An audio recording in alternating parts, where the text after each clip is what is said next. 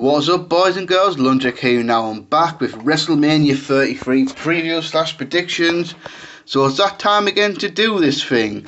So we're gonna go through the Wrestlemania card, talk a little bit about the build-up, what I'm expecting of the match, and the predictions basically. So yeah, it's gonna be a long Wrestlemania this year.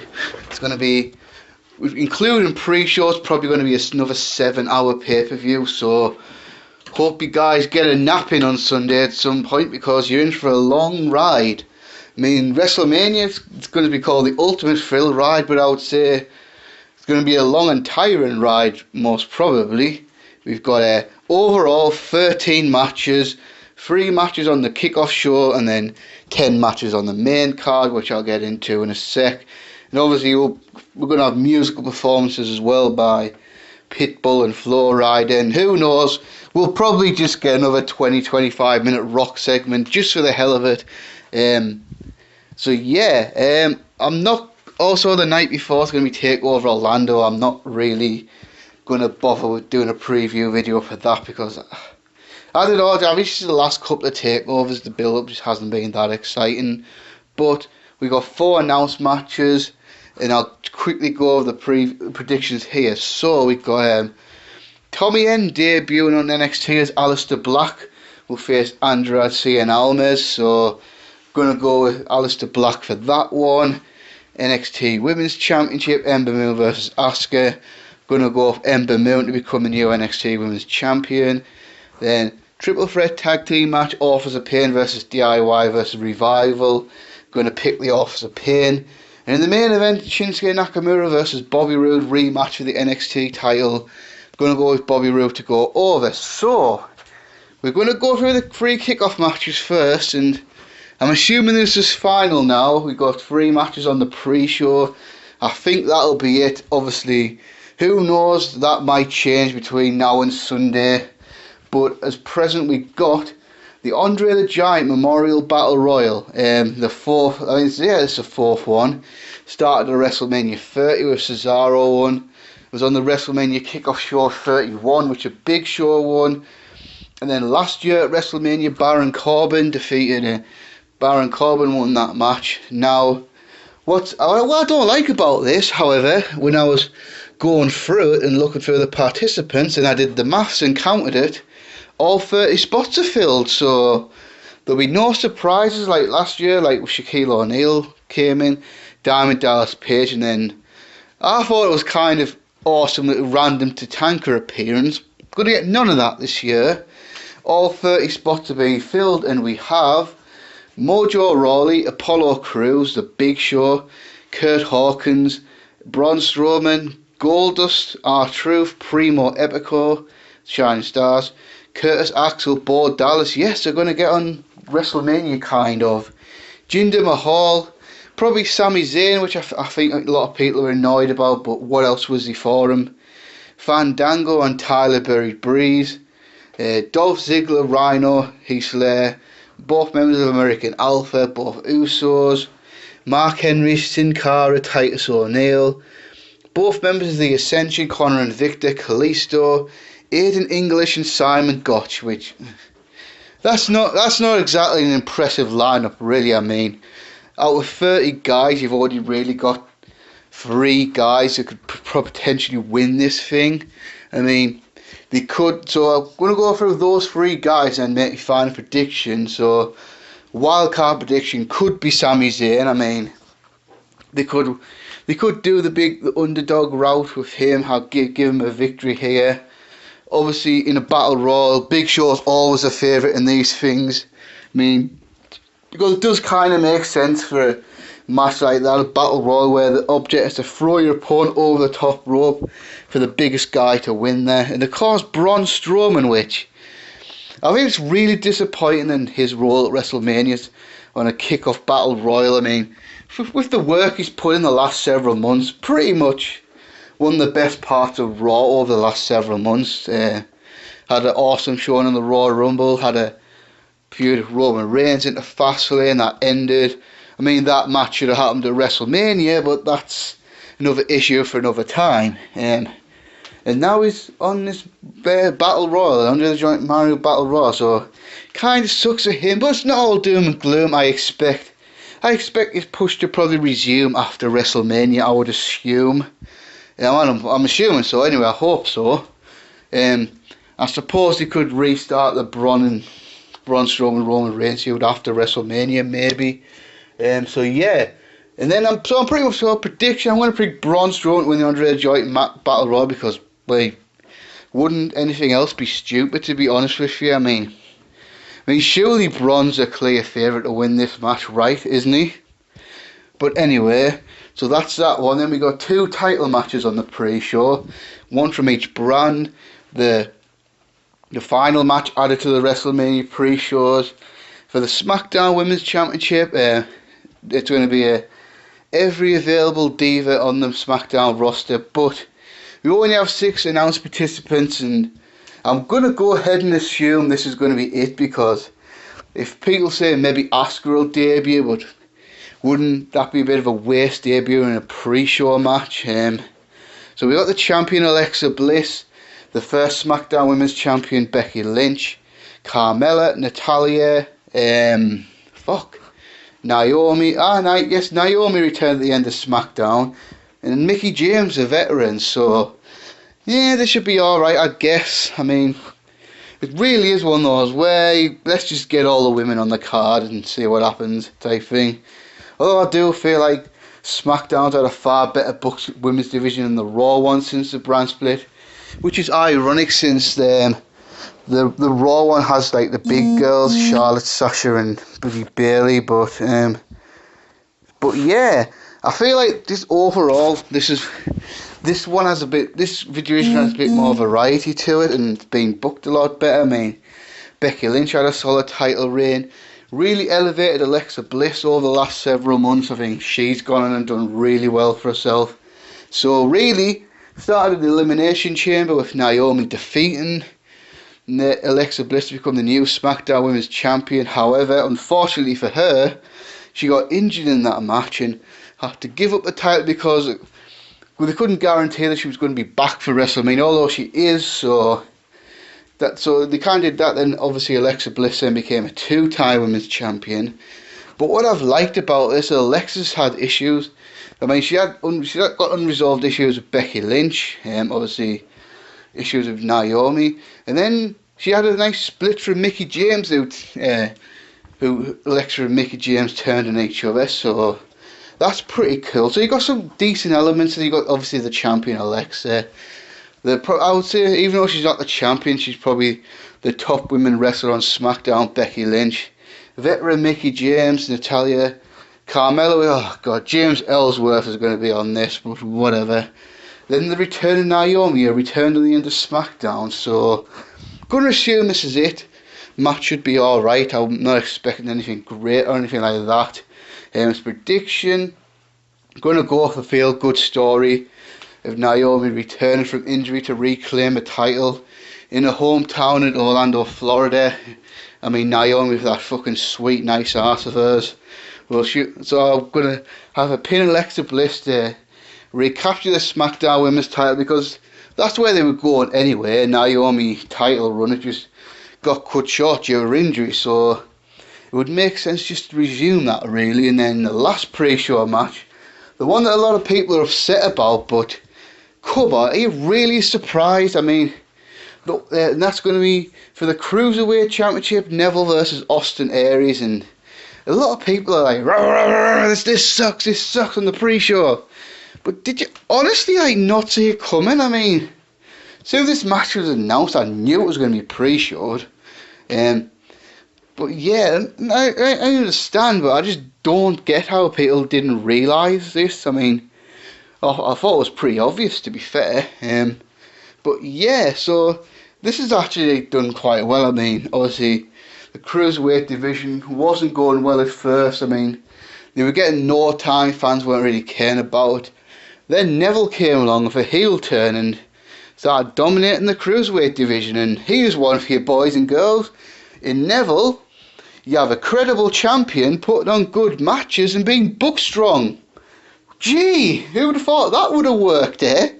And then you got Austin Aries, who started out on NXT, but he got injured in a match with Shinsuke Nakamura last year. After that, started commentating on the Raw Cruiserweight matches in 205 Live. And you think eventually when he gets fit, he's probably going to... I think the Cruiserweight division on Raw is probably a good spot for Aries at this moment in time. I mean, do you feel like Austin Aries is good and talented enough to transcend out of the Cruiserweight division and further up the card on the Raw in the future? But that's in the future, not yet. And then obviously, night after Fastlane, Neville arrived in the Cruiserweight division by knocking Neville out and then getting this title shot at WrestleMania, on the WrestleMania kickoff show. I mean, it's going to be one of those ones that's not going to get live up to its full potential. I mean, on paper, Austin Aries and Neville could have a 15-minute match and a pay-per-view match, and it could be a 4-star match or something like that. But let's face it, I would imagine this is probably going to be the first match as well, so it's likely going to be with a arena with half full where all the fans aren't in the building yet. Probably only going to get about 7-8 minutes, so hopefully this feud will continue after this, and the next Raw pay-per-view, I think, is Payback in like a month's time or something. They'll get the chance there to show what they can do, or they might have a lengthy match on 205 or something like that. But so I'll say this feud's probably going to get better later on when they get more of a chance. As far as a prediction, gonna go with Neville to retain the Cruiserweight title and keep this feud going. I mean, if Austin Aries wins the first match, then you've kind of blown your moment already. And obviously, I just feel like Neville now, last 2 months since he won the title of the Royal Rumble, I just feel like you just keep going with Neville. I think. I mean, I wouldn't mind if Neville had like a 6 to 9 month reign as Cruiserweight champion, because I feel he's just doing that well for himself. So there you go. That's the pre-show. Now we got 10 main card matches, so we're going to go through all of them, give the predictions. You know how this works. I've been doing this preview predictions videos for a few years now. I think the first one I did was like 30, so we're on the 4th one. But yeah, so going to go through the matches. And the build of this show overall has been alright, I would say. I've some good matches, some bad matches, but I'm just not feeling excited for WrestleMania at all this year, and that's sad, really. I don't know. There's not one match where I feel like I have to see, like, this is going to be a must see. You can't miss this match. I mean, don't get me wrong. There's a couple of really good, exciting matches on here, but when you think of WrestleManias in the past, I mean, when you think of like big time matches at WrestleMania, you feel like you have to see. I just don't think there's that match this year at all. I mean, I don't know. I would say it's about on par with last year, although I'm just not. If I was you guys, I would just go into this show with realistic expectations and hope for the best. I mean, on paper, a couple of these matches can deliver big time, but more than likely it's going to be an alright show with a couple of great matches on there. Some questionable booking, no doubt. I mean, as a spectacle, they'll look nice. The stage design looks excellent. We'll probably have some big production entrances and all that, but I think it's going to be one of those ones like most WrestleManias where no one's really going to get elevated except for one or two guys. Obviously, like this year again, like the last 5, 6, 7 years, however long it's been, part-time are dominated again, which I understand why they do it, but I don't know. I don't know. Yeah, I'm just not excited at all. I mean, WrestleMania's a few days away, and I'm like, well, I'm going to watch it because it's WrestleMania, but I'm not like, oh yeah, WrestleMania, baby, I can't wait. Not thinking that at all, but yeah, so let's just get into it. We've got 10 matches. Let's just first quickly address the host of WrestleMania, the New Day. I mean, this is gonna be horrible, isn't it? I mean, you could tell that it's going to take up too much time with horrible segments, which the punchlines. Oh yeah, booty. hilarious. Let's just laugh about a cereal based on arses. Well, right, that's funny. Not, but whatever. Maybe that's what The Rock will do anyway. Maybe have a daft little segment with New Day or whatever. So yeah, first match I'm going to talk about, and now the match with this added stipulation, I'm going to assume the opener, and that's for the Raw Tag Team titles ladder match. Carl Anderson and Luke Gallows defending against Cesaro and Sheamus versus Enzo and Big Cass. Yeah, that's kind of strange how they're having a ladder match with with none of the guys involved in this match have really ladder match performance. I mean, look at this. I mean, in this match you've got a 7-foot guy in Big Cass, 6'7" guy in Luke Gallows, Cesaro and Sheamus 6'5" and 6'6" respectively. Then you got Enzo Amore, who, let's be honest, just to be polite, not really a good wrestler. I mean, definitely is a mic guy. And Carl Anderson, who's more of a grounded technical wrestler, not really a ladder match type guy. But anyway, I suppose, looking at the positives, Enzo and Cass are popular, have made the main card. Gallows and Anderson make it to WrestleMania this year because they debuted after WrestleMania last year. And for the first time, Cesaro is in an advertised match on the main show. I mean, because if you remember, he wasn't actually advertised for the Andre Battle Royal, he just got on. So Cesaro's been in the WWE main roster for coming up 5 years now, and this is the first time he's actually made the main WrestleMania card in an advertised match. And if you remember, for some strange reason he was left off 29 altogether. His other WrestleMania 30 match was a pre-show tag team match.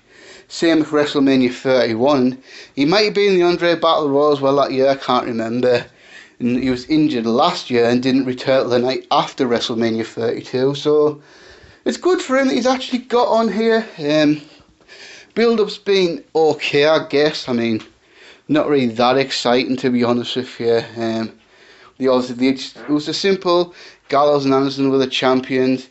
Both Cesaro and Sheamus and Enzo and Cass wanted title shots. They had a match which Anderson and Gallows ruined, so Mick Foley decided both teams were going to get a title shot. So pretty standard stuff, but they didn't really need an elaborate storyline for this. It's going to be interesting how to see this goes, because like I say, it just to me feels like doing a ladder match for the sake of doing a ladder match. I mean, I'm going to sound like an old man here, but back in the day, there used to be stipulation matches because there was a reason to do it. Whereas nowadays, it just seems like, well, let's just stick a gimmick on it for the hell of it. And the only thing is, I mean, it's not like... Because when you associate ladder matches with more of high-flying type teams, or high-flying type wrestlers, or you might have a bunch of like high-flying guys, and you have like maybe 2 big guys in there. But in this one, you've got 4 big men. Enzo Amore, who isn't really that good of an in-ring performer. Carl Anderson, who's more of a technical type guy. So I'm not sure how this is going to turn out, to be honest with you. I mean, might be good, might not. It'll probably be at least good, I would assume, because let's be honest, how many bad ladder matches in your life have you seen? Not many, really, have you? So the match, I don't think it'll be a great one, or like the last 2 Intercontinental title battle royals at WrestleMania 31 and 32. But whatever. So as far as a prediction, I mean, I'm gonna go. Obviously, knowing the WWE, they'll probably think, let's just swerve the fans, but the sensible choice is Enzo and Cass, the popular babyface team, get the big moment at WrestleMania and become the Raw Tag Team Champions. Now that would be the sensible option, wouldn't it? And that's what I'm going to predict, but who knows, WWE might just say, yeah, let's just swerve the fans, fuck 'em, type thing. So yeah, now let's skip over to SmackDown and go for... This could be a good match. You've got the Intercontinental title on the line. Dean Ambrose versus Baron Corbin. Now, I haven't seen Talking Smack yet, so I think they did a promo on each other on Talking Smack, but they weren't on SmackDown last night, which is, I mean, kind of strange. But yeah, I haven't seen Taunt Smack. I literally finished watching SmackDown this morning. Then I sat down to do this video. So yeah, this is one of those ones where I can see the good and bad in this. I mean, this feud's actually been pretty good, to be fair. I mean, it's just been booked simple and to the point. No silliness. I mean, Ambrose eliminated Corbin from the Elimination Chamber match. Corbin beat up Baron Corbin, and then they just wanted to fight each other. So they've been attacking each other on segments of SmackDown, that sort of thing. Fairly memorably, Baron Corbin put a forklift on top of Dean Ambrose. That probably should have hurt them more than it did, but... So yeah, it's just really, you got a babyface in Ambrose, a heel in Corbin, who both want to fight each other. Ambrose just happens to have the Intercontinental title, so we're getting a title match at WrestleMania. So it's been one of those solid simple build-ups, which I always like. The other sad thing is, looking at Dean Ambrose has barely made the WrestleMania card. I mean, can you think of anyone who's fallen farther since WrestleMania 32 than Dean Ambrose? I mean, look at him last year. Dean Ambrose had the Brock Lesnar match. He was red hot this time last year. He was going into potentially the biggest match of his career with Brock Lesnar at WrestleMania 32. That didn't go too well. And now he's dropped all the way back down to being the Intercontinental Champion. Barely getting on the WrestleMania show. Well, this is great for Baron Corbin, who won the Andre the Giant Memorial Battle Royal last year. After a kind of mediocre start after the draft, after he went on SmackDown, really improved to now where he's one of the hottest prospects in WWE, in my opinion. I mean, you kind of got that up-and-coming big guy on each show. You got Strowman on Raw, and then you got Baron Corbin on SmackDown. Both are probably going to win the respective world titles at some point in the future. Possibly within the next year, I would say. So, Baron Corbin's come a long way, to be fair, from the guy who just over 2 years ago couldn't wrestle more than 2 minutes on NXT, who came up as a babyface, got booed out of the building, and ended up turning heel. Then he started to work with all these veterans like Samoa Joe, Finn Balor, and Sami Zayn, and all that. Got better to the point he got on the main roster last year. Won the Andre the Giant Memorial Battle Royal. And now he's getting a fairly important WrestleMania match with Dean Ambrose for the Intercontinental title. So, good for Corbin. Kind of a letdown for Dean Ambrose, to be honest. So yeah, this should... I think it's one of those matches where times tells the big story. Is it going to get time to develop? I mean... just ignore that. Stupid messages. Right, so yeah, I think this match is going to be really dependent on time. I mean, if it could easily be one of those matches that gets dicked for time and it's just alright. Or if it gets a decent amount of time, it could be a really good brawl. Yeah, basically, yeah. So, it's not going to be one of the biggest and hottest matches of the night, but could be a good little mid-card match. And as prediction, I'm going to go with Baron Corbin to defeat Dean Ambrose to become the new Intercontinental Champion. Just feel like Ambrose really needs the Intercontinental title, really. I mean, he was WWE Champion not too long ago. Was main event pitch with AJ Styles as early as December, so just feel like the Cena probably taking a break again to do movies after WrestleMania. SmackDown's going to need another face at the top of the card. I just feel like if you take the Intercontinental title belt, Ambrose here, give it to Corbin, give Corbin a boost, and then maybe Ambrose can find his way back into the main event mix. So yeah, now we're going to go back to Raw for a second for the Raw Women's Championship. Fatal 4-way elimination match. Bayley, defending champion, versus Sasha Banks versus Charlotte Flair versus Nia Jackson. Build up to this one just hasn't been very good, to be honest. It's just shame, really, because not this match is going to be terrible or anything, but it does seem like a bit of a come down from the really good and excitement we had for last year for the Sasha, Charlotte and Becky match. I don't know, it hasn't been terrible, but it just hasn't been that good. I mean, booking's not really been that good. I understand why it's a multi-man match, because these women kind of have all been involved in storylines of each other for the last several months. I mean, obviously you had the long drawn out Charlotte Sasha feud from last year, which seemed to last forever, and was that annoying booking of Sasha win the belt on Raw and then Charlotte win the back on the pay-per-view, which they did 3 separate fucking times. Then Sasha went to a feud with Nia Jax, Charlotte went to a feud with Bayley.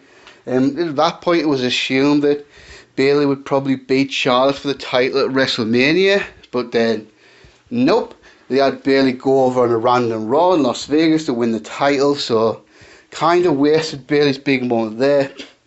Then it was assumed that Charlotte was just going to win the title back at Fastlane, but with interference from Sasha Banks that didn't happen. Charlotte's pay-per-view streak ended here, so not that the build-up's been terrible. I just feel like if WWE were thinking properly, they should have just had 2 things happen here. Charlotte's streak ended at WrestleMania and Bayley's big moment happened at WrestleMania, but they blown both off, so it was announced as Bayley vs Charlotte, and then Sasha Banks had to beat Bayley to get into this match, which she did. And also this time they've been building up Bayley and Sasha Banks as friends, but it's one of those ones where obvious Sasha Banks is going to stab Charlotte in the back. Then obviously the big girl Nia Jax got added into this match, which I understand. I mean, I do think adding her, it changes it a little bit, having a big monster heel in there as well. And I can't say Nia doesn't deserve it, to be honest with you. I mean, I can't really begrudge you being in this one, to be honest with me. If it was up to me, I'd have probably just had Bayley versus Charlotte one-on-one with Charlotte still the champion, but it's not what we're getting. Let's be honest. I don't know. I mean, I love Bayley. I thought she was awesome on NXT, but main roster run so far has been kind of hasn't it? I mean, she's not. They haven't booked her. To be fair, they haven't booked her well. They haven't booked her like she did in NXT, so that hasn't helped. But at the same time, she's not over with the main roster fans like she was in NXT. I mean, this is not to say that Bayley's not over, but I don't think she's over as she should be, in my opinion. But I still hold out hope that maybe they'll get it right later on. But the first year in the main roster hasn't really gone well. And obviously Charlotte's been doing great as a heel, but it's like, how many more times can you have Charlotte win the women's title? Obviously Sasha Banks has been so-so as a babyface, in my opinion. I mean, she's done alright for herself, but I feel like the best work is with Sasha Banks as a boss in NXT, to be honest with you.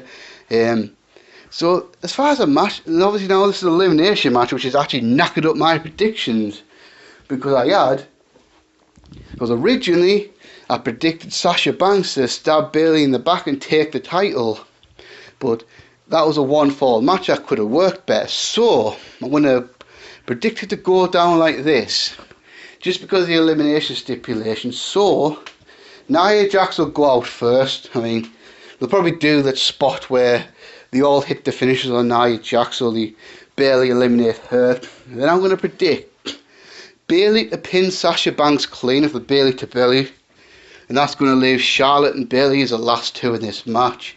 And then predictions, now because this predictions changed, I'm going to have Sasha Banks come back, turn on Bayley, hit Bayley with the women's title belt or a chair or something like that, leaving Charlotte to pin Bayley to win back then the WWE women's title. I mean, I know that probably doesn't sound ideal, but just feel like if the elimination stipulation, if Bayley eliminates Sasha, then Sasha turns on Bayley, and then they can go from there, I guess.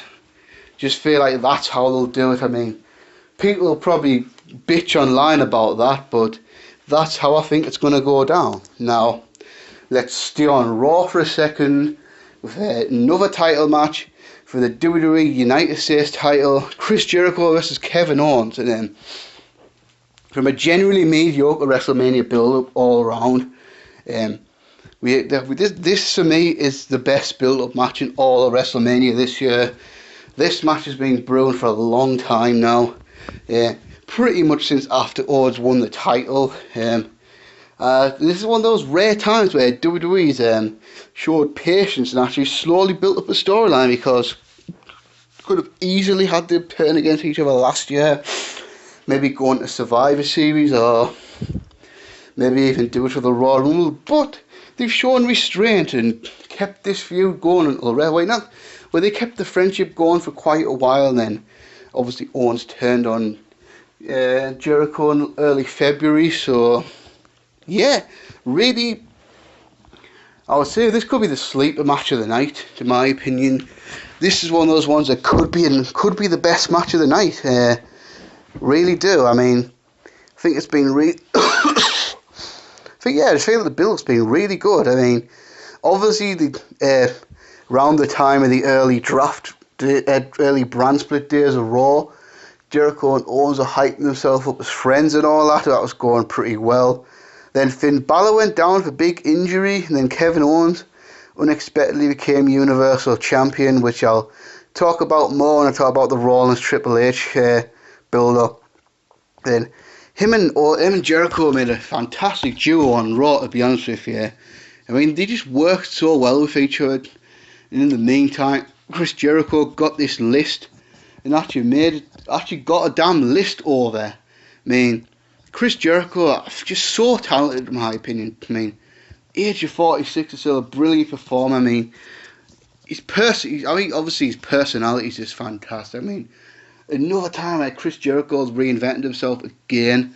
I mean, came back last year, people were just like, Jericho come back cool, I guess, but then he had a great heel turn, great feud of AJ Styles. Then he's had an awesome feud of Kevin Owens here. This wrestle throughout Owens' title reign, Jericho was helping him. Pretty much Owens couldn't successfully defend the title by himself. He needed Jericho for all those defenses, and then Chris Jericho on Owens' behalf accepted the challenge for Goldberg for the Universal title, and that's what triggered Owens' heel turn. I don't know if it was the next week or 2 weeks later, I can't remember now, but it was in that same Vegas show that Bayley won the women's title. They had a big Festival of Friendship segment with Chris Jericho and Kevin Owens, and that was gold. That was really one of the best segments in a long time on Raw. Especially in non-wrestling segments, I'll probably say in the last 5 years it's gone up top 2 or 3 for sure. I think that was an amazing segment. Just all this ridiculous, the silly acting. I mean, the silliness from Jericho, random absurd fucking cameos from Gilbert and stuff. Some of the cheesiness brought back memories of The Rock and Mankind, This Is Your Life.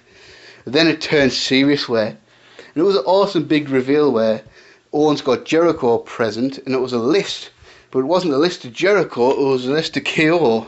And then it turned serious with Kevin Owens brutally attacking Chris Jericho, throwing him through the screen, which is a nice little tribute to when Chris Jericho threw Shawn Michaels through the highlight reel screen all those years ago. So yeah, now Chris Jericho is instantly a huge babyface, and for the first time really since becoming Universal Champion, Owens had a genuine heel heat on him. And then obviously what you do then, well, you squash Kevin Owens in 22 seconds against Goldberg at Fastlane, which I've already talked about before, and I'll probably talk about a little bit more when I talk about the build-up of Brock and Goldberg, with a distraction from Chris Jericho. So that then transitioned to Kevin Owens wanting Chris Jericho's United States title, and this is what we're getting. And build-up promos in this have been excellent in my opinion. I mean, it's been real simple. You got a good baby face and a good heel, and a good story of a friendship going sour. I mean, I think Owens has rebounded spectacularly since losing the Universal title. I mean, I feel like for someone a lot less talented, that squash to Goldberg and all that would have really damaged somebody, but I feel like Kevin Owens is one of those guys. He can rebound. I mean, not that it's an excuse to do stuff like this, but I think he was good enough that he rebounded from getting fucked by Cena in 2015. He's rebounded from this as well, because I think Kevin Owens is just someone who's just so good, you can't really hold him back. I mean, yeah, I just feel like overall Kevin Owens is just a talent. Great performer, great mic worker. You know, Chris Jericho again, doing some awesome work again. I mean, other than The Undertaker, how many guys can you think of who's reinvented themselves more times than Jericho? I mean, he's instantly gone back from being a dorky heel with a list to being an entertaining babyface again. It's just been awesome stuff. And that highlight reel he did a couple of weeks ago with Jericho showing pictures of Kevin Owens as a teenage Chris Jericho fan and all that. Brilliant stuff. So yeah, basically this has been by far the best built-up match of the WrestleMania card in my opinion, bar none. I think another match has come close, which we'll get to in a little while.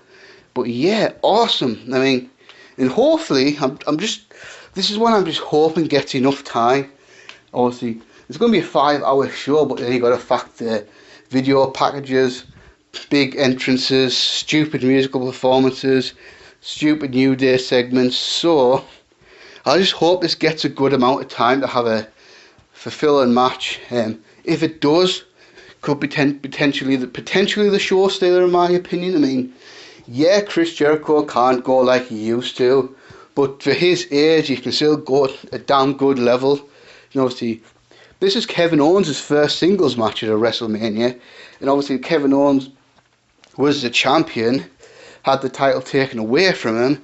Maybe that's something to give him a big chip on his shoulder to prove himself and prove to WWE management that he deserves another run at the top. So yeah, this prediction, I think it makes all the sense in the world for Kevin Owens to go over Chris Jericho. So Kevin Owens to defeat Chris Jericho to win the United States title, which that could be thing, because obviously if Brock goes over Goldberg like expected, which I'll get into, we could go a couple of months without a Universal Champion. So if Owens has a United States title, I think that would help Raw out quite a bit. So, and obviously if Chris Jericho is going to be touring with Fozzy again in April. So Jericho is either going to be gone for a while, he's going to have a short hiatus after WrestleMania. So yeah, Owens over Chris Jericho. Now, let's go back to the Blue Brand and SmackDown. This is ironic, we only halfway through the video and we're already talking about a John Cena match. I mean, when you associate John Cena with WrestleMania, for so many years John Cena was either in the main event or the semi-main event, or even in the last few years was top 3 or 4 match of the night. This year, John Cena is in a slap-dab middle of the card match, and that's a mixed tag team match. John Cena and Nikki Bella to face The Miz and Maurice, and I don't want to go on a massive rant about how this should have been Cena and Taker and how it's absolute bullshit that we're not getting it. This could be Taker's last match. You had a big marquee WrestleMania main event, but you didn't do it. Although it is actually complete bullshit that we're not getting Cena and Taker.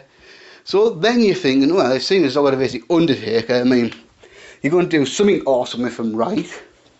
Well, no, apparently not. I mean, apparently those fucking brain dead writers in WWE, was probably more down to the man who runs the place, senile Vincent Mann, for, I've got a great idea. Let's have John Cena and his girlfriend face The Miz and his wife Maurice. Yeah, this is pretty underwhelming in my opinion. I mean, granted, the build-up's been all pretty decent. I mean, particularly the Miz's performances and the total Bella spoof, that's been pretty funny, but just, is this really the best it could do? I mean, for me, this is alright at best, to be honest with you. I mean, it's quite ironic, really, the IWC, who hated Cena for so long, actually have now a valid complaint that John Cena's been kind of wasted at WrestleMania. It's just true. I mean, so this match the build of this match started because, and think about this is how the build up of this feud started, because Nikki Bella accidentally threw powder on Maurice. Yeah, this brings back memories to Jericho and Kane start, because Jericho accidentally spilled coffee on Kane. Although not quite as bad as this, kind of gives me vibes of, well, Edge and Booker T fighting for shampoo, WrestleMania 18, but yeah. obviously this heated up in the number one contenders battle royal where Cena eliminated The Miz, and then The Miz came back and cheated to get Cena eliminated from the match. And then from there, the build-up's been alright, I would say. I mean, I think it was about 4 weeks ago, it took a horrible turn. Again, Cena striking again, cutting a promo, effectively burying The Miz. Pretty much reminded everyone that Miz was a massive loser and all that. Just really counterproductive, and I would say The Miz and Maurice have done pretty well, spoofing Cena and Nikki Bella on Total Bella's bullshit. That's what they actually call it, although they put stars over the shit, so they didn't actually write the word shit on a TV show. But yeah, so yeah, but like I said, it's like, I think this would be fine for like a SmackDown exclusive pay-per-view, but is this really WrestleMania worthy match? I mean, come on. No, not really. I mean, my God. The match, I only see the match being decent at best. I mean, yeah, I don't know. And this is going to be because Maurice hasn't wrestled in about 6 years. And is it me, or just for a real life couple, does Cena and Nikki Bella actually not have that much chemistry on screen together? Just a thought. This whole, you can see where this whole thing's leading to as well. I mean, just think about it. So, it's a prediction. I'm going to go with John Cena and Nikki Bella to go over, which ironically, for a change, I feel like Cena should win this match. I mean, it's not. This is a bit different. It's not like The Miz is an up and comer who needs to win, who's seen his momentum's derail. I mean, Miz is kind of like Chris Jericho in the sense that Miz can lose, but he's got so much personality. He can cut a promo after the match and then keep his heat and all that. You know where this is going, don't you? I mean, if you can't see this coming. So Cena and Nikki's going to win. Then the big moment's going to happen. John Cena's going to propose to Nikki Bella. And Nikki Bella's going to say yes. And it's all going to be happy, lovey-dovey bullshit. I mean, so basically, the way I see it, they've not done John Cena versus The Undertaker. So to do a match here where John Cena proposes to his girlfriend and provides a climactic season finale for Total Bellas. Oh, God. Who gives a fuck, really? So, yeah. So, Cena and Nikki to go over, but I'm not exactly thrilled about this at all. And now we've got, I would probably say, the big 5 matches of this WrestleMania. So we've got 5, I would probably say, well, fairly big matches. Some of them are bigger than others, so let's go through the next 5 matches. We got SmackDown Commissioner Shane McMahon versus AJ Styles. Now, this has been quite a controversial topic in the IWC the last few weeks. I would say quite a polarising topic as well. I mean, you've got people who will think this match is absolute bullshit. How it's a disgrace, like AJ Styles is putting a match with Vince's son. We've got others which is like, well, what are you complaining about? AJ Styles in a marquee match with Shane McMahon, this is good for him. Then you got others like me who wasn't happy about it at first, but stance has kind of softened in the last few weeks. To where it's like, I guess.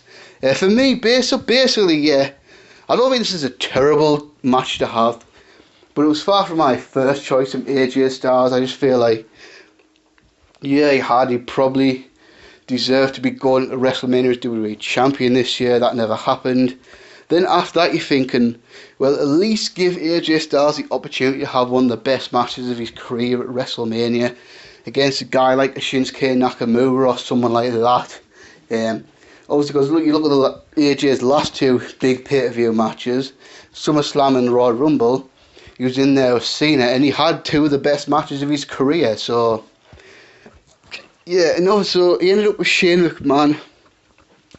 You got to give credit to AJ though. I mean, to his credit, he hasn't complained about it. I mean, he's pretty much just done what a good employee should do, really, try to make the best of what he got. So, yeah, this storyline's kind of been building up since. Well, I think you knew, because obviously there was hints on Talking Smack as far back as January. Then AJ lost the title, and then to AJ's chagrin, he was his rematch was in an elimination chamber, not a singles match with John Cena, which AJ lost that as well, so he was pissed off with that. Then obviously they did the thing with Randy Orton abdicating his title shot to Bray Wyatt, and that led to a Battle Royal SmackDown with AJ and Luke Harper doing the double, like the getting eliminated at the same time type thing. Then that led to a match on SmackDown for the number one contendership between AJ Styles and Luke Harper, which AJ Styles won. So it looked like AJ had gotten his WrestleMania main event after all, but not so fast, because in that same SmackDown, Randy Orton revealed his plan all along to turn on Bray Wyatt and decided he wanted his title shot now. So now what was SmackDown to do? They had two number one contenders. How could they solve this? So they did a compromise. Randy Orton versus Shane McMahon on fucking hell. Randy Orton versus AJ Styles on SmackDown. Winner gets the title shot. Randy Orton defeated AJ to end the confusion. Randy Orton was getting the title shot at WrestleMania, whether AJ liked it or not, but AJ didn't like it. Got into a confrontation with Shane McMahon at the end of SmackDown.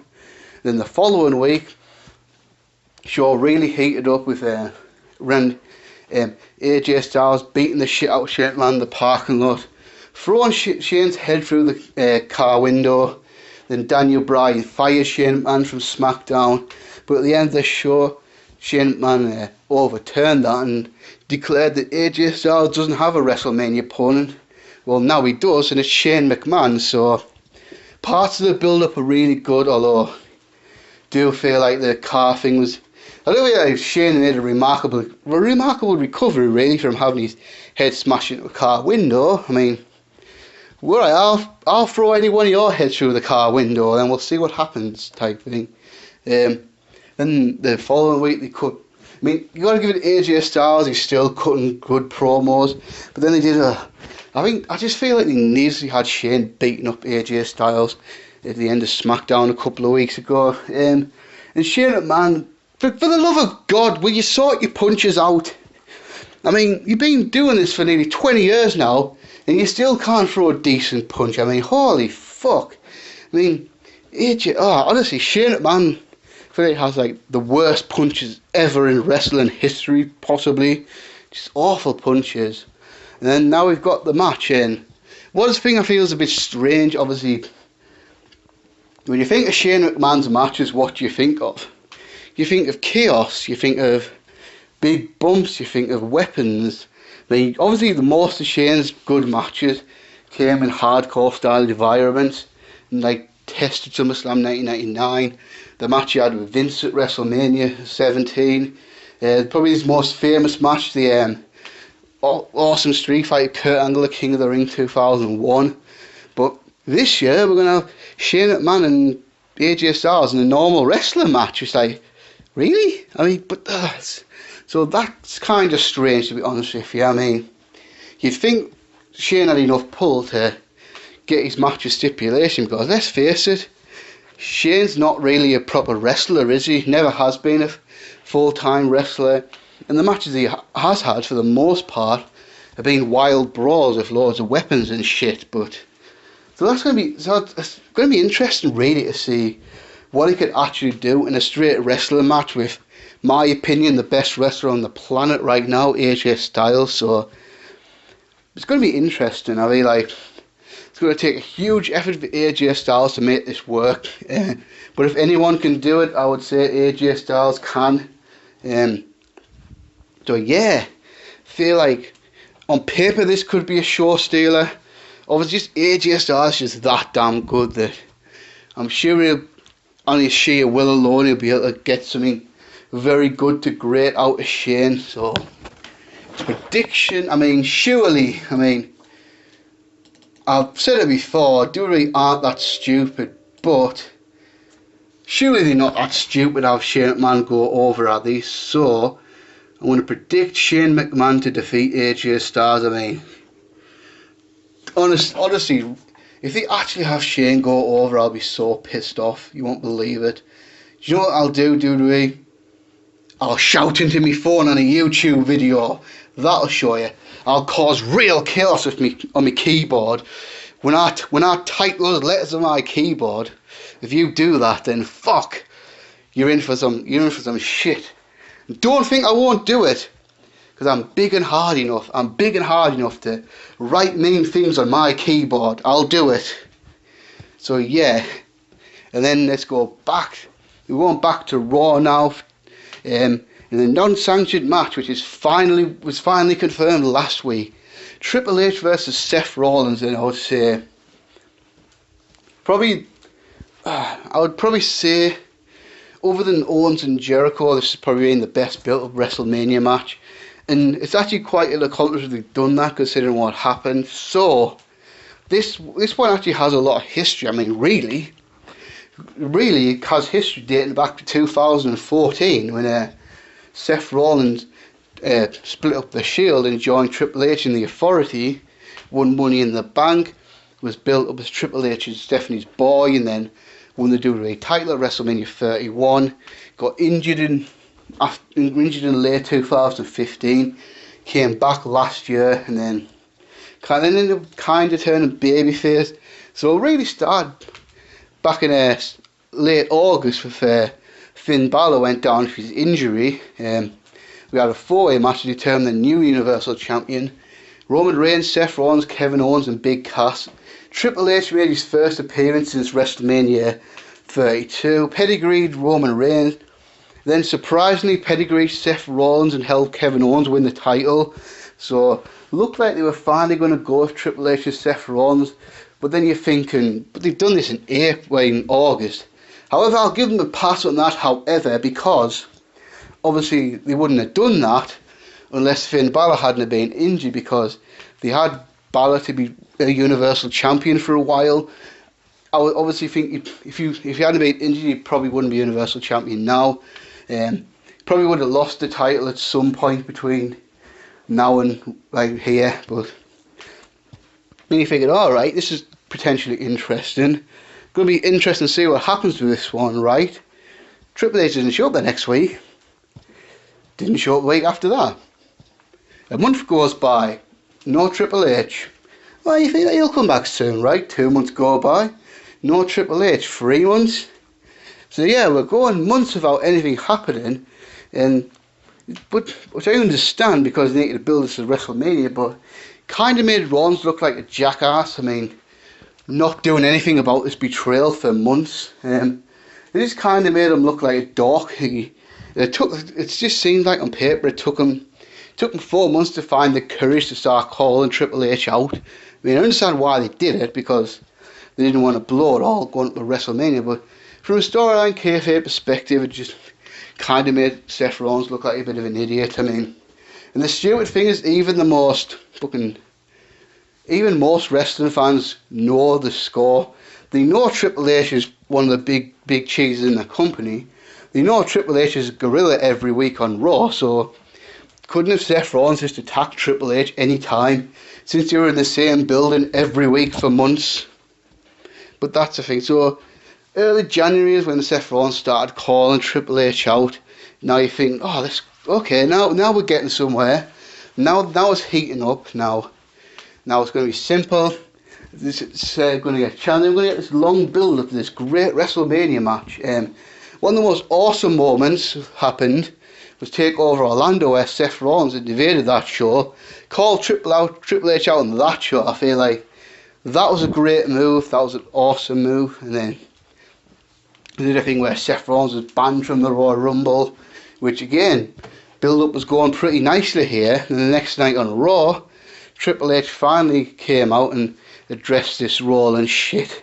Seth Rollins came out and they were presumably going to have a fight, but then Samoa Joe attacked Seth Rollins.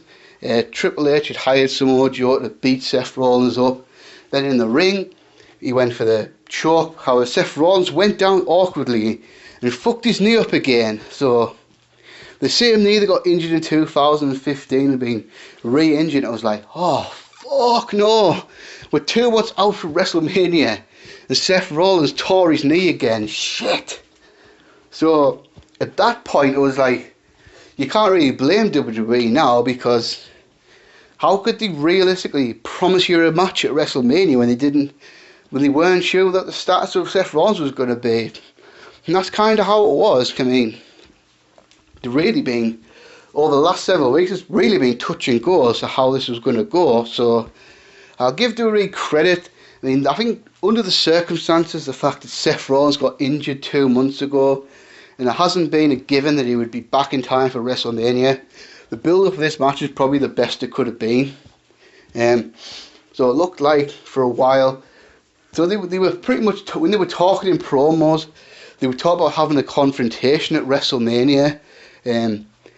Triple H was like, saying Seth Rollins not betting off show up at WrestleMania. So the way they were talking, it looked like there was going to be a non-wrestling segment because maybe Rollins couldn't go. But then 2 weeks ago, Triple H decided to find a way that it could happen. If Seth Rollins signed a waiver, pretty much disqualifying him from suing WWE if he got hurt, suing Triple H, suing his wife, suing the company if he got injured in this fight. So this is officially an unsanctioned fight, which I think's like I think it's only the third one ever. I mean, the only other two I can think of was Triple H and Shawn Michaels back at SummerSlam 2002, and then Shawn Michaels and Chris Jericho at Unforgiven 2008. So it's kind of interesting how there hasn't been that many in WWE history. So I feel like this is definitely the way to go. Obviously, you feel like Seth Rollins, he tore his knee 2 months ago. He's probably far from 100%. So if you have like an unsanctioned fight where you can use shortcuts like weapons and stuff like that, and obviously with run-ins and stuff like that as well, you can disguise the fact Seth Rollins probably not 100% to work a great match. So the match, it could be one of those ones where they sacrifice having a great match for storyline development and telling the story and all that. I feel like if Seth Rollins hadn't been injured, this would have stolen the show and been one of the best matches of his career. But so it's going to be interesting to see what Rollins can actually do on his injured knee. I feel like they'll use a lot of shortcuts here, rely on storytelling and stuff like that instead of big moves and stuff like that. And this is what I'm going to interesting prediction. So this being an unsanctioned fight, I think Samoa Joe's going to get involved, and he's an interest. So I'm going to predict Triple H to defeat Seth Rollins at WrestleMania. But here's why. If they do this right, this can be okay. If you sell the story like shit, Seth Rollins has let his heart overrule his head, he's came back too early, have Triple H just destroy Seth Rollins' knee, have Samoa Joe and Triple H beat on Seth Rollins, have Triple H destroy the knee to the point the match is stopped, and then so long as Triple H and Rollins do have a match later on at SummerSlam, where Seth Rollins gets the big victory then. So as long as Seth Rollins gets revenge on Triple H in the end, that's fine. So yeah, for that reason, I'm going to predict Triple H to defeat Seth Rollins. Then post-match, we're going to have Triple H and Samoa Joe continue the beat down. Then I feel this will be the moment Finn Balor comes back. I mean, Balor's been wrestling on live events for a couple of weeks now, but I suppose he didn't really recover in time to build up a WrestleMania match. So if they say Finn Balor's return for here, Finn Balor can come and save Seth Rollins, get involved in this storyline. That could be cool. Maybe then you could go down the line having Rollins and Balor face Triple H and Joe. And then that could ultimately lead to Seth Rollins and Triple H finally blowing off the rivalry at SummerSlam, where Seth Rollins defeats Triple H. So, wow. Nearly gone an hour and I've still got 3 matches to go. It's crazy. So, congratulations if you stayed with me this long. So, keep your seatbelts on and let's see where we go the next 3 matches. And then, what could be one of the most controversial matches in WWE history, Roman Reigns versus The Undertaker. I mean, wow, this is going to be interesting, isn't it, really? It's going to be this is either going to be brilliant or it's going to be a massive clusterfuck. So, when it became apparent that Cena and Undertaker wasn't the plan, was obvious that they were then going to have Taker face Vince's handpicked guy in Roman Reigns, which this build-up's been okay, I would say. Just okay though, which I'll explain. Which another thing I feel has hurt this build-up is you've had two pay-per-views since the Royal Rumble, so they've had to build to those pay-per-views before they get into WrestleMania. So because of that, I just feel like Fastlane was a massive nuisance. Really just didn't help the build-up at all. I mean, if it wasn't for that pay-per-view, this match could have had at least 2 weeks extra build than it's had. I mean, this match has been built for 4 weeks, and that's it. It just feels like they've definitely rushed through this storyline to get to WrestleMania. It just feels like, it just feels like they only just recently started the storyline and they haven't really done a whole lot, and now we're getting the match. So really started, obviously Reigns eliminated The Undertaker from the Royal Rumble, that planted the seed, and then really started with Braun Strowman calling out Roman Reigns, but getting The Undertaker instead. Roman's left the ring, Reigns came out and told Undertaker, this is my yard now, get the hell out. Then Taker chokes on Roman Reigns, and that set up the match. That was basically it. Roman Reigns telling The Undertaker it was his yard now, and then Reigns cut a promo on The Undertaker, saying how he was going to not only beat The Undertaker, he was going to retire The Undertaker. Obviously, Roman Reigns, Shawn Michaels had a segment. Undertaker came out the Roman Reigns Braun Strowman match, chokeslam Strowman, but then ate a spear from Roman Reigns. Then I feel like last week the build-up got a lot better with him. Great graveyard segment from The Undertaker. That took me back a lot of years. That felt more like old school Undertaker from like 1996 or 1995, 1996, something like that. I feel that was really well done in that pre-taped environment. I feel like, yeah, he cut an old school Undertaker promo on Roman Reigns and it really worked. So this is going to be, this match, it's going to be interesting, isn't it? I mean, I'm still utterly pissed off we're not getting Cena versus Undertaker, but this is going to be, this crowd's going to make this match, I feel. It's going to be interesting, but the problem is, if WWE are using this whole thing as a massive vehicle to turn Roman Reigns heel and make him a hot heel, then it's a potentially awesome idea. But if this is part of the plan to get Roman Reigns to be a beloved babyface by the fans, this is pure insanity. So you've got a guy who they've been desperately trying to get over with the crowd for 2 years now, hasn't really worked. Fans just don't like Roman Reigns. I feel like too much damage is being done to get fans to like Roman Reigns. So your next move is to put him in there with arguably the most admired and respected man in WWE history at WrestleMania, and you expect, surely WWE can't be that deaf, can they, and blind. I mean, they've got to know Reigns is going to be booed out the building, probably worse than he's ever been booed before. I mean, if they honestly think the fans are going to cheer for Roman Reigns, does Vince McMahon need sectioning? I mean, come on. Really? It's just not going to happen, is it, really? And here's a sad thing, boys and girls. On a serious note, this could be it. This Sunday, 4 days away, we could be witnessing the last match in the historic, legendary career of The Undertaker. I mean, this is a big rumour making the rounds now, and obviously just using common sense, he's just turned 52, been in the business over 30 years, been injured a lot in his career. I mean, I remember like 2000, people were talking about The Undertaker not having long left in his career. People were saying he'll be retired in a couple of 2 or 3 years or so, and that was 17 years ago, and here he is still wrestling. There's a very good chance this could be the dead man's last stand. I mean, I don't want to completely write The Undertaker off because I've made that mistake before. I mean, Undertaker's been pretty much getting wrote off for about 4 or 5 years now. Every match since about WrestleMania 28, the question mark is, how's The Undertaker going to look? How's he going to be able to perform at WrestleMania?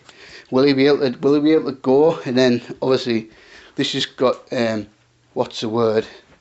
Magnified, multiplied when Brock Lesnar ended the streak 3 years ago at WrestleMania 30. Most people noticed about that match is Undertaker looked pretty horrible out there. I mean, that was not a good performance from the Undertaker. And then obviously with the streak ending, and obviously at a certain point, I feel like later in his career the streak defined him. So when that ended, it was like, is this it for the Undertaker? But no, he soldiered on, came back at WrestleMania 31.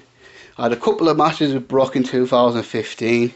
Came back last year to face Shane in Hell in a Cell. And has made a heat at WrestleMania 33. One thing I did notice, Taker did not look good in that Royal Rumble match. I mean, considering he only wrestled for about 5 minutes, that was worrying. And another one I really saw, I don't know how many people noticed this, but did you notice a couple of weeks ago, when he chokeslammed Braun Strowman, that looked like it really hurt the Undertaker more than it hurt Strowman.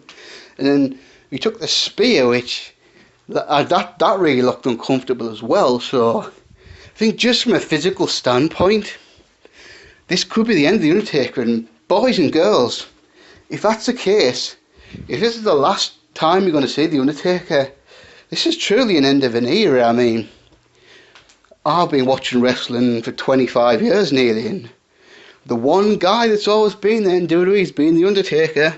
I mean, it's been weird now as I've grown up the last few years. Childhood heroes of mine have left and retired and all that.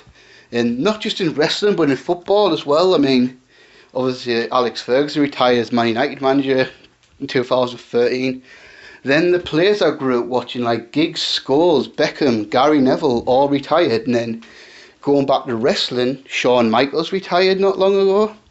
Steve Austin retired several years ago. Sting's just retired. Obviously Hogan couldn't wrestle anymore after a certain amount of time.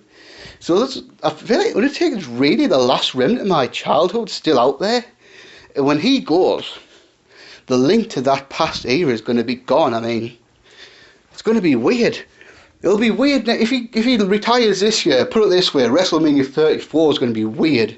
A WrestleMania without the Undertaker, I mean, what? It would just feel strange. So yeah, and obviously with Taker's physical abilities, maybe on the night he'll deliver, maybe he won't. But you've got to be realistic in expectations. I would say at best, this will be a very good match in about the 3.5 star range. I mean, as good as Roman Reigns has become as an in-ring performer, question mark is he able to carry someone not as good as him? That's going to be the big question. So I just hope this match goes well. I hope it's a good one for the Undertaker.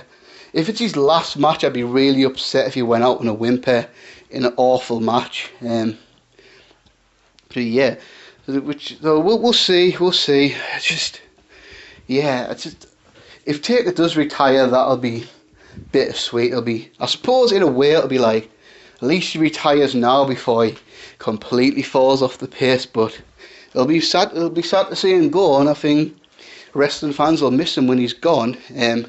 Now, far as a prediction, I'm gonna go with Roman Reigns to defeat the Undertaker. I mean, hopefully, I hope Roman Reigns will become a heel out of this, but I just don't think he will. I think WWE are going to persist with this Roman Reigns main event babyface push, the push to make him the new face of the company over John Cena. I just feel like that's how they're going to do it, and it's not going to work, is it really? The fans are going to absolutely hate the shit out of it. Even if Reigns beats Taker, and then Taker endorses Roman Reigns after the match, tells the people it's Roman's yard now, fans are still going to boo like crazy, but that's a whatever. But the thing is, and I'll try my best to be objective when I talk about stuff like this. Objectively, not necessarily what I want, but what I would say is best. I'll say it probably is better for Roman Reigns to beat the Undertaker, because let's face it, what sense does it have to have a 52-year-old Undertaker who doesn't have the streak anymore? I mean, let's be honest, if the streak was on the line, this would be a bit different, but who already lost the streak, what sense would it have for The Undertaker to beat Roman Reigns clean? Because you've got to think about this. Obviously, WWE the last several years has been part-time dominated. The part-timers have always looked superior to the full-time talent. The only full-time talent really, and I'm saying that because I think Cena's leaning more towards part-time status now. Obviously, if Cena was still around all the time, like not taking breaks and that, he'd be in this discussion as well. But I feel like the only guy WWE's built who can be seen as on par with their part-timers is Roman Reigns. So if Taker beats Reigns, what does that do? I mean, and I suppose beating The Undertaker at WrestleMania, even now, is nothing to sniff at. It probably would boost Reigns' credibility a bit, even though he'd still be hated. And obviously, as a babyface, that's not good. But so I would say it probably does make more sense for Reigns to beat The Undertaker than it does for The Undertaker to beat Roman Reigns. As unpopular as that may seem, as unpopular as it will be, I can tell you right now, there's going to be some rant videos, I can feel that. Some badass keyboard people are going to be writing mean things about Roman Reigns, so I just hope the match is as good as it could be. But yeah, so Reigns to defeat The Undertaker. What's ironic really, this is the first time ever Undertaker's been seen as the underdog going to WrestleMania, and someone raised a great point to me last night. Imagine this. Just suppose Brock Lesnar hadn't ended the streak 3 years ago. Let's just suppose Taker had the streak still, and he was facing Roman Reigns at WrestleMania, and the plan was for Roman Reigns to end the streak. Could you imagine the heat? Could you imagine how hated Roman Reigns would be after that? If he beat The Undertaker while The Undertaker had the streak, I mean, that would just... nuclear heat that would be. Fucking nuclear. Now we've got... bloody hell. I'm still rabbiting on. So, I appreciate anyone who's actually sat and watched this entire video right off the bat. Now we've got 2 championship matches. First one for the WWE Championship. Bray Wyatt defends the title against Randy Orton. So yeah, one thing I've got to say, you may not like all this build-up, you may not be totally into this storyline, but consider this. This storyline's been building since after SummerSlam. So this storyline really started after SummerSlam, this feud. And now here we are. It's going to be April the 2nd, WrestleMania happens. That's over 7.5 months of strong build-up for this match, I mean.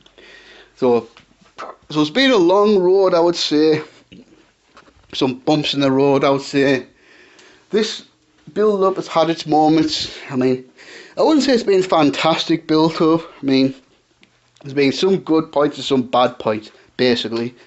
So it really started Randy Orton and Bray Wyatt feuding on SmackDown after SummerSlam. I mean, I would say that portion of the feud wasn't that good, to be honest with you. I mean, wasn't really feeling that. And then obviously Bray Wyatt, Randy Orton main evented No Mercy in October, which saw the return of Luke Harper to join up with her. Get back together with Bray Wyatt against Randy Orton, and then took an interesting turn as Randy Orton pledged his allegiance to Bray Wyatt. The old can't beat him joining theory. But I say at the time it was obvious then that this was going to be a ruse that eventually it was going to be revealed as a big plan that Randy Orton was using Bray Wyatt to get close to him, and then he was going to turn on him. At the time though, I didn't think this would go all the way to WrestleMania. I thought it might be like might happen like December maybe for the Royal Rumble, but no, they've actually done a nice slow build. I mean, there you go, boys and girls.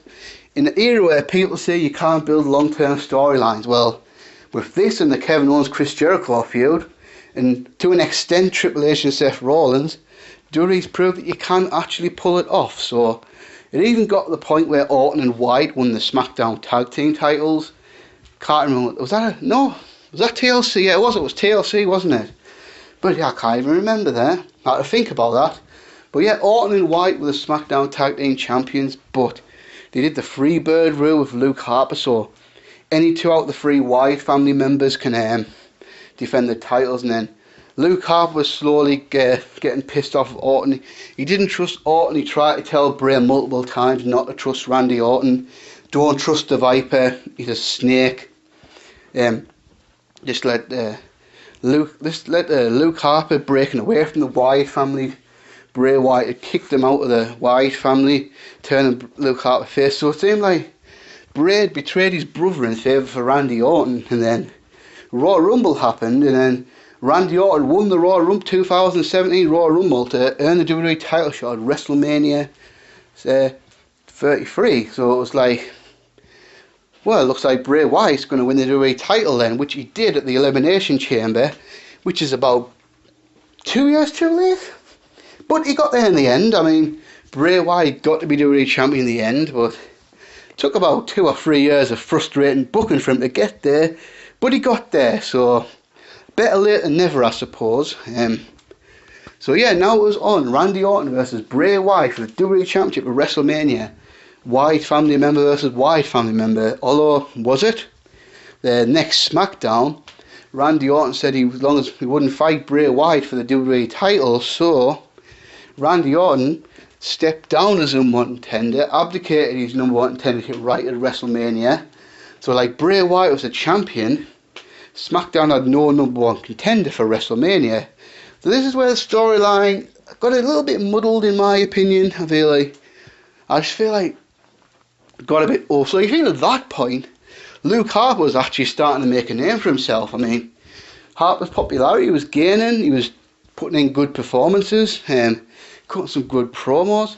After years of being seriously underrated and underused, I feel like, was Luke Harper finally going to get his shot? It looked like so at that point, the storyline would have led towards Luke Harper become number one contender. Then, what you could have done is had Randy Orton feign getting into the match with the intentions of helping Bray Wyatt save Bray from Luke Harper. So it looked like at that point we were going to see a triple threat: Orton, Harper, Wyatt. Well, on the SmackDown, they had the number one contenders battle royal with AJ and Luke Harper doing the whole getting eliminated at the same time thing, which they kind of didn't, but that's whatever. So then we had Luke Harper and AJ Styles for the number one contendership in a one-on-one match. So you think, alright, Harper beats AJ, they can go through the same route, get Harper in there, but apparently not. AJ Styles defeated Luke Harper to become the new number one contender for WrestleMania 33. And then so that's the point where I would say the high point of the build-up came next, with a promo inside Wyatt's compound. Randy Orton finally revealed his plan all along was to get Bray Wyatt closer, then he was going to stab him in the back, he was going to turn on Bray Wyatt and destroy him, which then he claimed to have murdered Sister Abigail and then set Sister Abigail and the compound on fire, which, interesting enough, despite committing arson on an international television show, Randy Orton was not arrested at all by the police despite evidence of arson on live television, only in wrestling, people. So yeah, now Randy Orton declared he wanted his title shot after all. So I think that segment itself was great. However, my argument is they could have done this storyline exactly the same way and not had the WWE title involved. I just feel like this feud didn't really need a WWE title, to be honest with you. So yeah, I would have rather they kept it on AJ, to be honest with you, but that's just me. So yeah, because honestly, I don't really have any interest in seeing Randy Orton as a WWE champion again, but that's just me anyway. So then I feel like build-up's kind of slowed down since then. Orton then beat AJ to officially be number one contender. So I just feel like since then, the storyline lost a bit of steam. I feel like they did the big reveal a bit early, and I think the storyline peaked then. I mean, not the build-up's been bad since then. I mean, some of the promos have been decent and that, but I just feel like since then it's just kind of, I think the anticipation's just kind of slowed down since that moment. So I think like the last few weeks you've just been getting through it type thing. So yeah, now here we are. Bray Wyatt is a WWE champion heading into WrestleMania, facing Randy Orton, and I would say this match should be at least very good. possibly not great, but I feel like it'll be very good. I mean, we know Randy Orton is an excellent performer. Bray Wyatt, I would say, is a good enough in-ring performer to get by. I wouldn't call Bray Wyatt a great worker or anything. I feel like Bray's strength is his character and his mic work. He hasn't had a ton of great matches, but I feel like he's good enough to get by on his character and mic work. So this is going to be interesting. So the match should be alright, I guess. So see how it goes now. This is one where what I want and what I predict are going to be two different things. What I want to see happen is Bray Wyatt retain the title, but all storyline indications point towards it making sense for Randy Orton to go over and become the new WWE champion, which is what I'm going to predict. So I'm going to predict Randy Orton to defeat Bray Wyatt to become the WWE champion, for 13-time world champion, which is like, I just feel I'd have much rather see Bray Wyatt have a pretty decent run as champion a hell of a lot more than I want Orton to have another title run.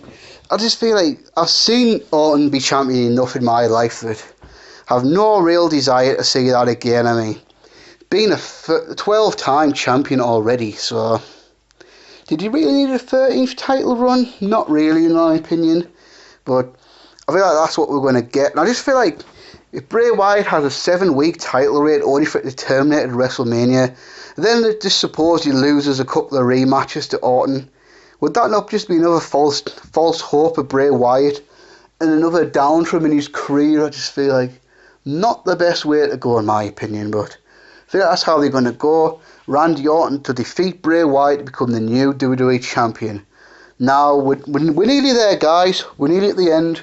We've got the last match on the show. I'm assuming this is going to be the main event anyway. I mean, I suppose it could be the WWE title match. May even be Reigns and Undertaker, but if I had to bet, I'll probably say this is going to be the WrestleMania main event. Universal title, Brock Lesnar versus Goldberg. And imagine if I told you this a year ago. Imagine if I did the WrestleMania 32 preview / prediction video and I said WrestleMania 33 next year will be headlined by Goldberg with a title that doesn't even exist yet against Brock Lesnar. You'd be like, what you talking about, Lundrick? You high, bro? That's what you'd say, wouldn't you? You'd think I was fucking... You think I'd have had a big, massive joint and then did this video, but... So, yes. Strange world we live in, really, that... the main event of WrestleMania 33 is there. Brock Lesnar versus Goldberg for a hideous big red belt. But, yeah. So, I would say, objectively, although I may not like it, for this card of what it is, and that's not what it could have been, so... Not what they could have booked, but what they have booked. This objectively probably is the biggest match in the card, and therefore should main event. I mean, regardless of how good or bad the match is going to be, this has probably had a good build up. So, and obviously, Brock Lesnar is a mega star. Goldberg is what a strange world we're coming where Goldberg can be gone for 12 years, come back, seemingly looking for one match. It really started out Goldberg getting on the 2K17 video game, beating Brock, squashing Brock Lesnar in Survivor Series, eliminating Brock from the Royal Rumble, squashing Owens for the title, and now he's going to main event WrestleMania. What? Just, yeah, that's really weird to me. I mean, never thought in a million years a year ago that would be even possible. Even when Goldberg came back, I think we all assumed, well, he gets beat at Brock at Survivor Series and then he'll go and retire, probably have his Hall of Fame induction this year, but nope, wrong. So yeah, Goldberg came back in October last year, accepted Brock Lesnar challenge for Survivor Series, and he was actually pretty over with the fans when he came back. It still is. I mean, couple of dodgy crowds aside, I mean, the Chicago crowd most notably, feel like he's still getting cheered for the most part. Obviously, certain sections of the IWC are starting to turn on him, but they're turning on most people. I mean, IWC even turned on Daniel Bryan at one point, but so yeah, obviously to the surprise of everyone, Goldberg squashed Brock Lesnar in a minute and 21 seconds, which, what the fuck? So you think at that point, they wouldn't have done that for no reason. I mean, They didn't have Goldberg locked in. So you think WrestleMania, Brock Goldberg probably, and then next night in Raw, he was asked, does he have one more title run left in him? So then Brock Lesnar, Goldberg announced his entry into the 2017 Royal Rumble, and then Brock Lesnar announced his entry into that. So you think, okay, the thing will heat up the Royal Rumble and they'll have a match at WrestleMania, which that kind of happened in a way. I mean, Goldberg came out before Brock. No, I'll correct myself. Brock Lesnar entered the Rumble match before Goldberg. Did his Suplex City shit and all that. Looked big, strong and powerful. Then Goldberg came out and kind of effortlessly eliminated Brock Lesnar from the Royal Rumble match. So Goldberg had fucking got the better of Brock twice. And I'll say the promo where Paul Heyman started crying about this was just like, what? That was pretty weird. And then obviously Goldberg got the match with Kevin Owens at Fastlane. So it was like, at that point it was like, okay, this is going to be the main event of WrestleMania now, which not a terrible idea in theory, but depends how they do it really. Then obviously Goldberg squashed Kevin Owens in 22 seconds. But I've talked about that, I've had me rants about that.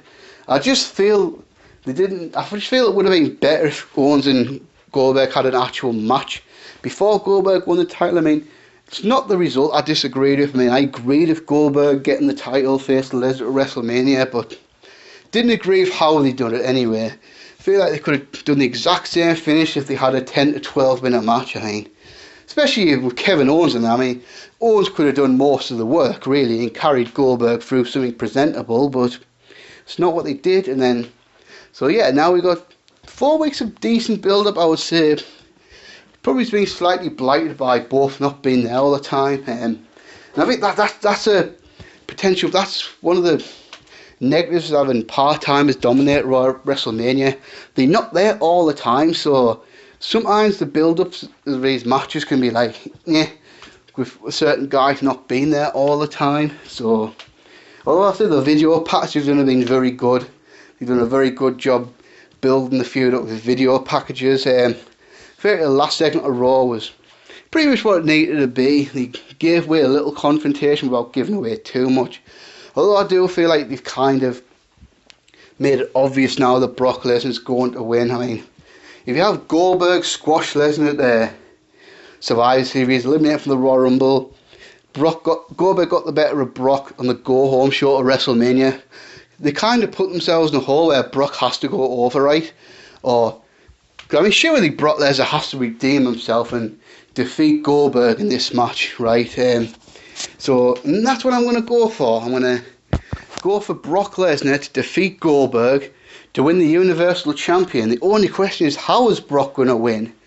Are they going to have a 2-minute squash match where Brock Lesnar, like Goldberg did to him, squashes Goldberg, beats him with the F5 in about 2 minutes? Are they going to have a horrible, drawn-out match where it gets boring as shit and the fans hate the match, it drags on forever? Or are they going to surprise everybody and have an intense battle, right in the wrongs of WrestleMania 30? I mean, I don't count them out. I mean, if I was doing it, I would give this match 10, 12, maybe 14, 15 minutes. Just hope for the best. I feel like them actually having a match before Brock goes over will be at least better than a pointless squash match. So it's going to be interesting. Now, big question is, Goldberg's been back so far. He had the squash of Lesnar. Was only in the Royal Rumble match about 2 or 3 minutes. No, probably not much longer than that. Obviously the 22-minute match with Kevin Owens. So it's fair to say since coming back, Goldberg hasn't wrestled for more than 5 minutes. So can Goldberg actually wrestle more than 5 minutes is the question. I feel like that's the biggest question about this match. Can Goldberg actually go? That's going to be the interesting one. We know Brock can go. I mean, although granted some of Brock's work over the last year or so hasn't definitely not been his best work, but I mean, a lot of his stuff's been disappointing, but it's going to be interesting to see how this goes. I mean, maybe they'll surprise us all and have a match like Will Ospreay and Ricochet and do loads of flips and dives and stuff. To be fair, that'd be fucking hilarious. if fucking Brock Lesnar and Goldberg just went into full Will Ospreay and Ricochet mode and had one of those fucking flippy matches, that would be hilarious, wouldn't it? But yeah, so I think if they have a decent match, that'll be fine. That'll be good enough. I feel like you've got to have realistic expectations of this match. Goldberg's 50, hasn't wrestled properly in 13 years. Brock Lesnar hasn't exactly done his best work over the last year, so there's a good chance this match will suck, but hopefully it won't. Hopefully it'll be satisfying enough. And like I say, Brock Lesnar to defeat Goldberg, and that'll probably be it for Goldberg's run, I would imagine. I imagine Goldberg may probably retire after that and then go into WWE Hall of Fame even next year, WrestleMania 35. So yeah, whew, a 90-minute video. So yeah, that's so. I'm pretty sure I've covered everything. All 13 matches, all the build-up, all that, all the predictions. So out for now, guys. Next video will be Sunday morning. Sorry, I apologise. NXT Takeover Orlando review on the slide form. Then of course WrestleMania 33 review on the slide form will come after that. So I'm out for now, guys, and peace.